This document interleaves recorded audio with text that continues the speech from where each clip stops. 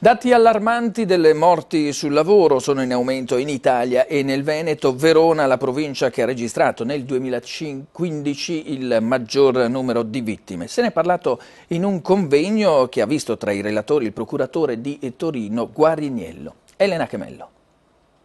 Una strage silenziosa che avviene giorno dopo giorno da nord a sud, da est ad ovest del paese. Le morti sul lavoro sono in aumento. In Italia del 16% rispetto al 2014, in Veneto dell'11%. I dati INAIL, elaborati dall'osservatorio di Vega Engineering, lanciano un allarme che è stato al centro di una riflessione nel veronese. Probabilmente c'è un maggior fermento nel mondo del lavoro dovuto anche al fatto che la popolazione lavorativa è diminuita e in presenza di una certa ripresa forse i ritmi di lavoro sono aumentati nell'ultimo periodo.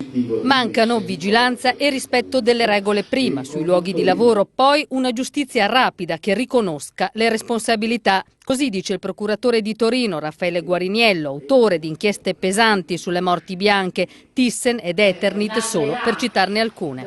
Io credo che ci sia un problema di istituzioni, lo Stato, la vigilanza che non funziona e non funzionano nemmeno i processi penali. Una riforma è quanto chiede il magistrato alla politica. Per sé invece sulla soglia della pensione pensa ad un impegno che vuole continuare sul tema sicurezza sul lavoro.